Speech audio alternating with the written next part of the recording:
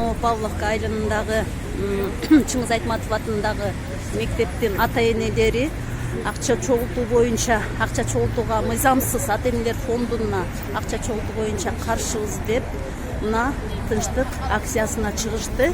Бул өздөрүнүн негизги акциясынын негизги талаптары мектеп жетекчилигин жумуштан кетүүсү, андан тышкары министрдин да жумуштан кетүүсү, окуучуларда байкедеги обиге каршы экендигин мына ата-энелер тарабынан узун лозунг болуп турду. Акцияга чыккандарына bir жарым сааттай оңдо башталган. Азыркы учурда бийлик органдары мына отурган Ак үйдөгү жогорку кеңеш куйруктарын түйүп отурушат. Ушул биздин мектептен толтура куттуктар чыкты. Bir жетим балдар болгон 10 жыл мурда. Ошонун энеси туп менен өлгөн экен, жети баласынан туп менен ооруган экен. Ошонун окуган класстары бүт туп болуп чыккан. Анын баарын айтып отурам мына. Мектептин шартын ачар, берген акчага берген акчаны каяка жейди? Кана, ошол балдардын жанагы келбей калгандарга каралашпайбы? Эмне үчүн келбей калды, эмне үчүн окууга келбей калды? Ата-энеси өлүп калса, жетим болсо, алардын ичери жок, жери жок. Оорушса да үйдө жатышты да. Алардын акыбалын ким билиш керек? Башка мектеп жок жерде. Бараңды кете бер деп коркутуп, бүт ошон үчүн төлөп атпайбы? Мына ошон төлөп койсо, эртең эми коркуп эле жөн болуп калбаса, балдардын баарын айдайт. Карага мектеп окутуп ал деп. Ушул эле бүтүн укук берилгенби? Ал элдин акчасы менен тепиштеп тепичке көтөрүлүп атат. Банктарга салып атат, батыра албай. Эмне үчүн элдин дактырын ойлосо, айыл өкмөт, акимият ушул делектигиче жана курулуша деген магазин эмне үчүн эме берет, орун берет. Ошол мектептин жанында ошо берет.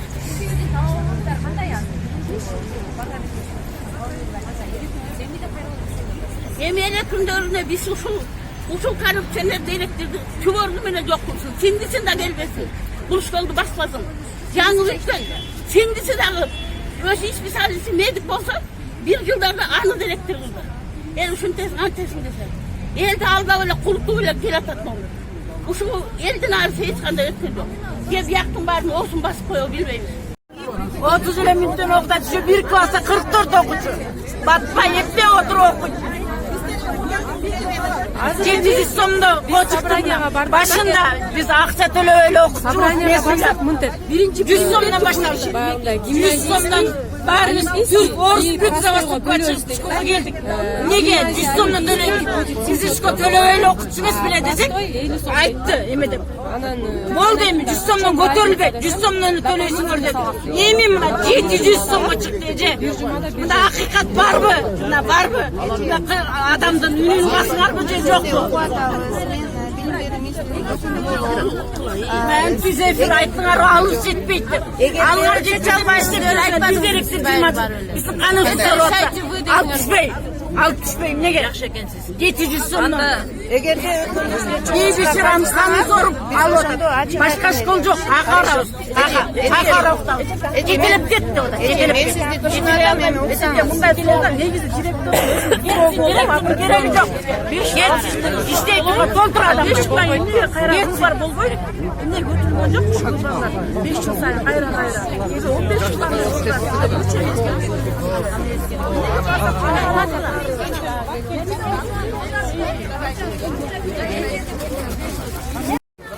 Эки жолу мамлекеттик Эже мамлекеттик мектеп бул лицей. Эч качан жеке менчик болбойт. Бул жерде мамлекет жашынакай каржылап атат. Балдардын баары окуйт. Болгону бир нече ата-энелер нааразычылык билдирип, ушундай биз өзүбүз бир 15 жыл мурун ушундай бир коомдук бирикме түзүшүптүр. Ал коомдук бирикме 15 жыл мурун түзүлгөндө өздөрү өз ыктыяры менен ата-энелер түзүптүр. Анан ошол коомдун иши боюнча кандайдыр бир нааразычылыктар пайда болуптур. Биз ошондо чогулушка, чоң ата-энелер чогулушуна барганбыз. Биз ошол жерде айтканбыз. Бул сиздердин чечимиңиздер. Кааласаңыздар бул фонд иштеш керек. Каалабайсыңарбы? Бул фонд иштебеш керек. Кандайча иштеш керек? Эмнеге ал жардам берет? Иштейби же иштебейби? Муну өз эркиңер дедик. Ата-энелер муну чечип алгыла, мыйзам алкагында чечип алгыла дедик. Анан мындай сунуш кылганбызда ата-энелер айтты, бир нече баягы нааразычылыктарын айтышты. Эмне үчүн мындай акча, бул акча каяка кетет? Биз ошондо айттык, мыйзамдын алкагында эгерде бул фонд иштеп атса, жылына бир нече жолу отчет берип туруш керек. Ар бир класста, ар бир чогулушта эгерде баардыгы жакшы болсо, баарын канааттандырса, ал фонд иштей берет. Канааттанбаса, ал фонд жоюлат жашнакай эле. Эч кандай проблема жок ал мыйзамдын ордун.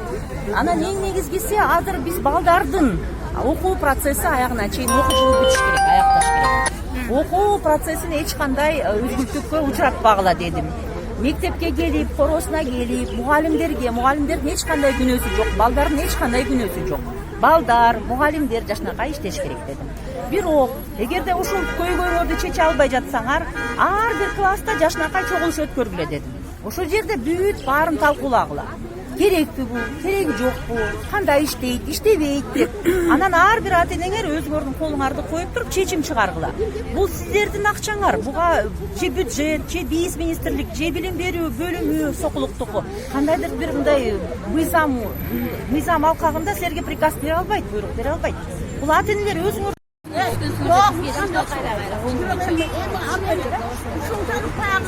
Katıl emeğinden gelgen kişi özümde doktora batırıyor adam. Yeni için.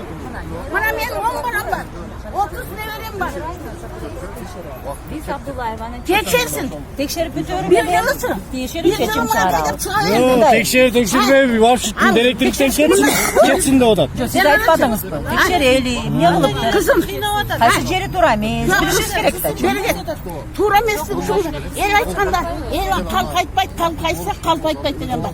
700 сомды қалп айтқан жоқ, дағы мемер айтпаған. Емін үшін бұл садике, ар жағына Фрунзеде, мына Аким, айыл өкімет, елдің тақтырын ойлаған болса бұлар. Несенден бері елден 700 сомдан алып келатады.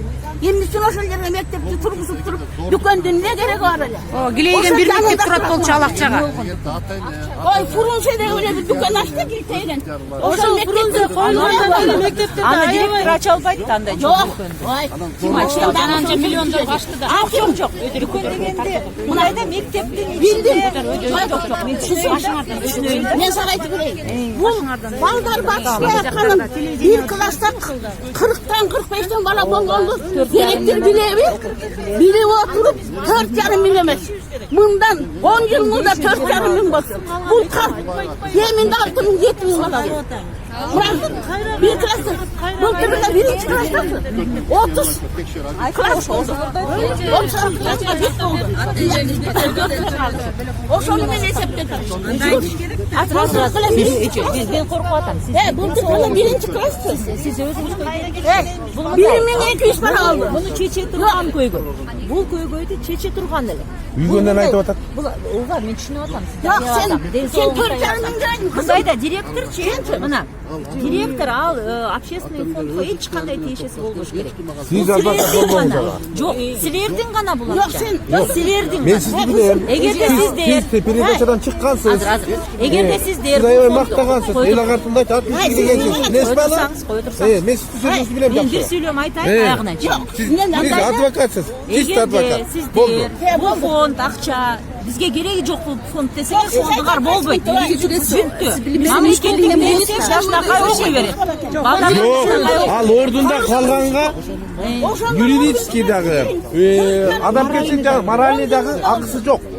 Al bir. Экинчиден чогулган акчага отчет бериш керек. Başka var. Anan hazır uyanmay olsun. Биз кечээки күн менен обедке бара албайбыз. Билесизби? Bu şu birinci sırası. Отчет берип На данное время отчета мало. Ал башка жака алыш керек.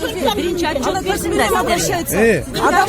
Отчетты бизге дагы башка жака да берет. Биринчи обращениесине караңыз, адамга бургутат. Мындай жетемин да бетке отурган. На счету разводишь, что зачем обращаешься? Урматтуу ата-энелер. Бу жерде бир кишинин эмеси. Адам менен сүйлөшүп атат. этикасы жок канча киши өткөндө кечиресиздер, ошондой ошол ата-энелердин акчасын алып атат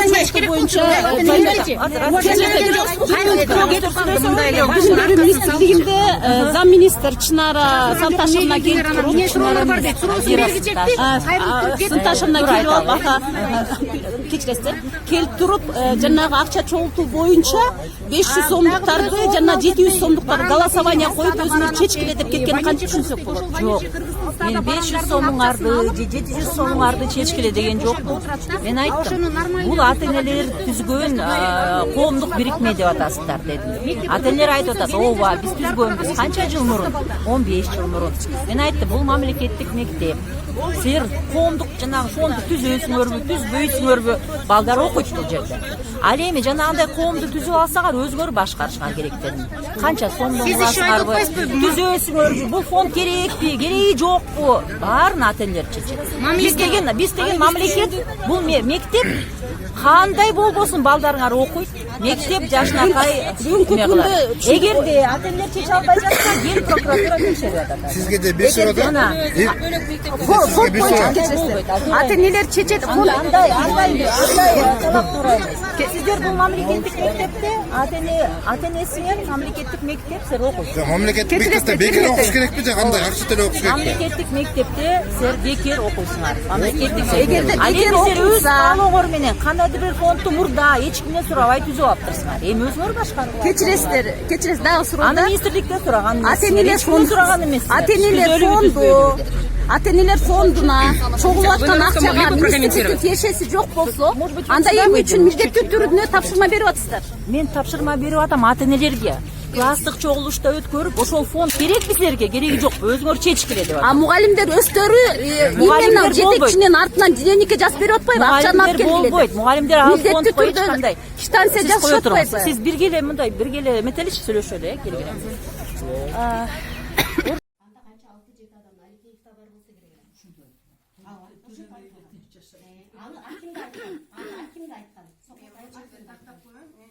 Проверка менен барганда, аудитор менен юристтер менен барганда, биз сизди чыгарып, ошо болгон документтер менен тааныштырганбыз, туурабы? Ошондо биз сизге сунуштама бергенбиз. Ошо попечительский советке сиз дагы мүчө болуп кириңиз, чогуу иштешкиле дегенбиз, туурабы? Андан тышкары ошо попечительский советтин төрагасы да болгон, ошол жерде биз айтканбыз. Андан башка дагы суроолоруңуз болсо, дагы тактап ошо болгон каражаттар каяка кетип атканын, эмне кылып атканын сиз өзүңүз тааныш кыла деп айтканбыз, туурабы? Анан сиздин сөзүңүздү директор угуп аткардыбы? Ошондо ишенесизби? Жок, андан кийин эми ар бир класс жыйын өткөрүп, чечим чыгармакта, туурабы? Чынара, сен толук Мен ата-энелерге мондайла деме кылып берейинчи. Бизде көз карандысыз коомчулук жана фискалдык органдар менен биргеликте финансылык каражаттарына финансылык жактарына текшерүү жүргүзүп, ата-энелерге ачык отчетун бериш керек. Биз акыркы 5 жылдыкты сурайбыз, андан мурункусун сурабайбыз. Бул таза болуш керек. Андан кийин инновациялык контракттын негизинде билим берүүнү жок кылып, балдарга бекер сапаттуу билим бериш керек. Ар бир класстын билим деңгээлин текшеришибиз керек. Сиздер текшеришиңиз керек, билим берүү министрлиги. Андан кийин мектеп директору Абдуллаева жана анын орун басарлары Акматова Гүлнара Жамалбековна, Лагуненко Марина Ивановна жана башкалар кызматтарынан четтетип, таза билимдүү кадрдын дайындалышын биз талап кылабыз. Андан кийин мектептеги ата-энелер фондуна ай сайын чогултулуучу 500 жана 700 сомду түп тамыры менен таптакыр жоюп салыш керек, жок кылыш керек. Себеби ата-энелер уже күчү жетпей калды. Андан кийин ички миграция менен келген окуучуларды 1000 сомдон баштап 10.000 сомго чейин мыйзапсыз алышат. Эгерде алар акча бербесе, мектепке албайт. Аны өз көзөмүңүзгө алып, тартипке келтирип беришиңерди дагы бир жолу суранабыз. Андан кийин биз ата-энелер биздин талаптарды аткарууга бир жума гана убакыт беребиз. Андан ашык бере албайбыз. Себеби дегенде бир жуманын ичинде биздин талаптар аткарылбаса, эч кандай чаралар көрүлбөсө, анда биз ата-энелер кайрадан чыгып бул жерде ачкачылык жарыялайбыз. Мөөнөтсүз, чеги жок ачкачылык жарыялайбыз. Сиз да жазып албайсызбы? Бир жума деген. Андан кийин дагы бир талаптар жазып алсаңыз, мен бул жака жазган жокмун, ата-энелерге жана окуучуларга болгон үстөмдүк жок болуш керек. Себеби дегенде ким каршы чыккан ата-эненин бардыгынан уже кылмыш иши козголгон. Ар бир ата-энени ушунчалык басым менен сүйлөйт, керек болсо жана инвалид коляскада отурган кичинекей кызды да кандай алып билет ал коляскада отырғанын. Бирок кандай тон менен сүйлөгөнүн азыр мен силерге угузуп берейин. Себеби дегенде мындай кылбасак, Класс жетекчилерге айтылганы барбы экен ошондо? Анан айткандай, биз канча жылдан бери класс жетекчилерге акчаны беребиз, ушул взносто. Билесиз да? Беребиз, бирок бир дагы квитанция албайбыз. Мына жакын күн текшерилгенден бери эле бизге квитанцияны сентябрдан баштап эле 200 сом өзүнчө квитанция, 250 сом өзүнчө квитанциялар берип атат. Бул эмне деген элде? Эки башка банк, Эристан менен Кыргызстан. Алар менен контракт бар, азыр балдар көргөзүп беришет. Аны да өзү билип алган. Себеби биз отчет сурасак эле болду. Биздин үстүбүздөн межнациональный розни деп кылмыш иши козгогон. До сих пор азыр меники бар. Анын улуту ким экени бизге кызыктырбайт. Анын паспортунда кыргыз деген жазуусу бар. Билебиз ал. Өз деле кыргызмын деген. Биз койгон талабыбыз кыргызча сүйлө деген бар болчу, аталар өткөндө чогулушта. Болгон ошол эле болчу. Андан кийин эмне себептен эле билбейм, эмне деп улутка бөлүү деген бизде жок. Себеби Кыргызстанда 80ден ашык башка улуттун өкүлдөрү жашайт. Кыргыз мамлекеттик мекемеде иштегенден кийин бул кыргыз тилди билүү ар бир мектептин астына ошо экисинде биз чогулуп барганда ошол кишилер ачкычтар таба берсин да, мен айта берейин. Мына бар. Да. А по-моему, ваш номер, мой номер у вас есть у всех? Нет, у меня не было. Вы напишите, это мой номер. В дневниках все есть у детей. Вы не хотите увидеться? Я вот смотрите, Джедыгуль, послушай меня внимательно. Вы младше меня? Послушайте. Откройте свои уши и послушайте. Вы пришли в школу, мы вам все объяснили, вы все поняли. Вы ни одну проверку до конца не ждете. Вы уже замахнулись слишком далеко. И у вас даже в том сообщении, которое вы сейчас переслали, у вас уже идет дезинформация. Особенно к заместителю министра. Где ее разрешение на деление классов? У вас есть она на руках? Или вы слышали ее голосовое сообщение? Где в протоколах родительских собраний будет хотя бы, где расписывали все родители, в том числе и вы, что идет деление на классы? Вы заигрались, почву под ногами потеряли? Право, не послушайте. Я последнее. Последнее скажу, я больше тоже не хочу разговаривать. Я не знаю, вчера замминистра ждала вашу активистку во главе группы. Она не пришла в Министерство образования. Нигде ее не было. Теперь так, нам уже надоело к вам ходить. Надоело, мы уже к вам приходили. Вы сказали, закон о проверках. Вы почему не дожидаете результатов одних проверок? Начинаете не проверяют. Есть закон. И сейчас все инстанции, которые вы писали, проверяют школу. Эмоция была. Это первое. Пусть проверяет. Өзүнүн диктатурасы бар Я не знаю, вы в курсе или нет, но уже на двух ваших членов, особенно на сильных активистов, тоже соответствующие органы заинтересовались за дезинформацию, и они знают за что. Но они вам не говорят. Вот поэтому послушайте меня внимательно. Последний раз я с вами разговариваю. Остановитесь. Закон не на вашей стороне. Все. Если у вас все Жамалбековга мен азыр көзүңүздөргө чалып берем, мага эмне деп айтат экен. Ал ким? Ошонун классында окуйт, кайра ары өтүп баратып, сен апаң ойлоңдубу? Бияка өтүп баратып, кече күнү старостасы чалып алып айтып атат, келиңиз, келип 500 сом төлөйм деп кол коюп бериңиз деп атат. Мен ошону айла телефонумду да алмаштырдым. Кызым 3 күндөн бери мектепке бара элек, хотя ошону сурайтын, балаңыз эмне үчүн мектепке келбей атат деп. Балам кызым ошону айынан барбай атат. Кече собранияга барсам, мугалим айтты. Же 50 сомдукка которгуз, же 500 сомдукка койгой бериңиз деди. Биз 10 ата-эне бардык эле, кой, биз үйдөгүлөр менен маслихат кылалы, мындай сүйлөшүп келеличи деп. Экиге бөлүп атат уже. Неберем эшикте күтүп туруп айтат. Апа, пенсиядан 500 берип коюңузчу, мен балдардан ажырабайын дейт. Ушинтип атат, менин деле кызым айтты. Менин кызыма деле кызым айтты. 500 сом төлөгөн. Эмнеге 50 сом төлөйсүң? Пенсиябыздан мен балдардан ажырабайм. Балдарыбыз алардын алдына жалтырады. Адилен алып барып киргизип турган деректер өзү. Жок, биз башында баягы чогулганда экинчи апрелдечи. 50 сомго макул болгонбуз да. 50 сом кылсак, жанагы охранасына, уборщицаларга, ошолор эсептеп көрсө 50 сом жетет экен. ошондой кылалы дегенбиз да. Буга да макул болгон жок. Ошондон кийинки сөз алда айтып Эмнеге отурсуз. сомго макул болбой жатат? Директор чоңтур. Мындай коотуруңуз. Сизге бир суроо. Ошондо директор. Жок, сиз замминистрсиз да? Сизге бир суроо. Бир жылда канча жолу балдардын окуу деңгээлин текшересиңер? Биз Качан текшердиңер? срез болот сентябрда, сентябрдын аягында.